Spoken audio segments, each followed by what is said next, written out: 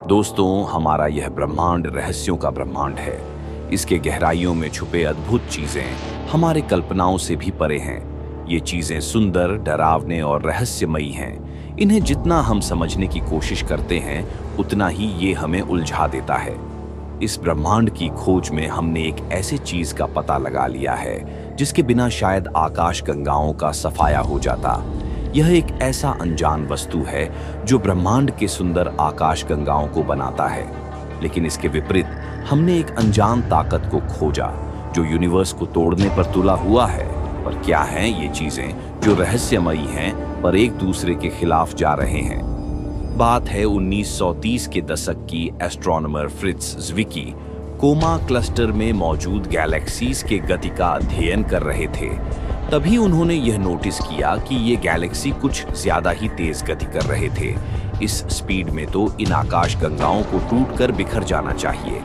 दरअसल किसी भी गैलेक्सी क्लस्टर में मौजूद आकाश गंगाओं का मूवमेंट उस क्लस्टर के टोटल मास पर निर्भर करता है। लेकिन यहाँ मौजूद गैलेक्सी की गति को इसमें मौजूद विजिबल मास के द्वारा एक्सप्लेन करना मुश्किल था। फिर साल 1987 में एस्ट्रोनॉमर वेरा रूबिन ने डार्क मैटर के अस्तित्व को कंफर्म किया। ऐसा उन्होंने गैलेक्सीज के रोटेशन का अध्ययन करके किया। उन्होंने पाया कि ये गैलेक्सी काफी तेज स्पीड से रोटेट कर रहे थे। उसने यह निष्कर्ष निकाला कि जरूर यहाँ कोई इनविजिबल मैस मौजूद है, जिसे उसने डार्क मैटर कहा।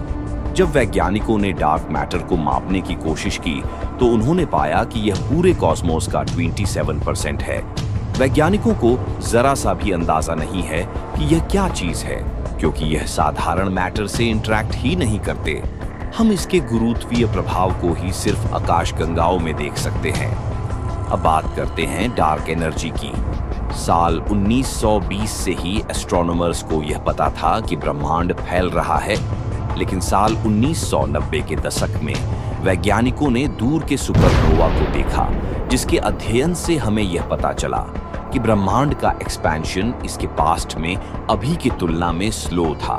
इसके पीछे का कारण तो हमें नहीं पता, लेकिन यह एक अनजान ताकत है जो गुरुत्वाकर्षण के विरुद्ध जा रहा है। यह ब्रह्मांड को और भी बड़ा करता जा रहा है और एक दिन यह शायद गैलेक्सीज को तोड़कर रख देगा। इसे डार्क एनर्जी कहते हैं। पर डार्क एनर्जी असल में क्या हो सकता है, ये तो हमें नहीं पता। लेकिन इसके पीछे कई एक्सप्लेनेशंस हैं। कुछ साइंटिस्ट्स मानते हैं कि डार्क एनर्जी स्पेस में मौजूद एक फंडामेंटल बैकग्राउंड एनर्जी है, जिसे वैक्यूम एनर्जी के नाम से भी जाना जाता है, जो कॉस्मोलॉजिकल कांस्टेंट के बराबर हो सकता है। अब यह कॉस्मोलॉजिकल कांस्टेंट क्या है? जब आइंस्टाइन ने थ्योरी ऑफ जनरल रिलेटिविटी को दिया था, उनका मानना था कि यह ब्रह्मांड स्टैटिक है। लेकिन इस थ्योरी के इक्वेशंस ये सजेस्ट कर रहे थे कि ब्रह्मांड को या तो एक्सपैंड करना चाहिए या फिर इसे कॉन्ट्रैक्ट करना चाहिए।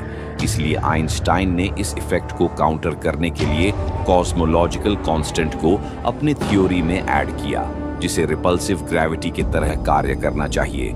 लेकिन बाद में एडविन हबल ने ब्रह्मांड के एक्सपेंशन का पता लगाया और आइंस्टीन ने इस कांस्टेंट को अपने थ्योरी से निकाल दिया और इसे अपने लाइफ का सबसे बड़ा भूल बताया। लेकिन बाद में वैज्ञानिकों ने यह डिस्कवर किया, यूनिवर्स का एक्सपेंशन असल में एक्सेलरेटेड गति से हो रहा है, जिससे कुछ वैज्ञानिकों ने यह सजेस्ट किया कि यह वही कॉस्मोलॉजिकल कांस्टेंट हो सकता है जिसे पहले आइंस्टीन के थ्योरी से निकाल दिया गया था, जो असल में यूनिवर्स के उस ताकत को दर्शाता है जो इसके एक्सपेंशन के लिए जिम्मेदार है। वैज्ञानिकों ने सजेस्ट किया कि स्पेस के वैक्यूम में मौजूद यह एनर्जी, जिसे वैक्यूम एनर्जी कहते हैं, असल में यूनिवर्स को फैला रहा है, जो एक थियोरेटिकल बैकग्राउंड एनर्जी है। क्वांटम फील्ड थ्योरी के अनुसार एम्प्टी स्पेस हमेशा एम्प्टी नहीं होता है।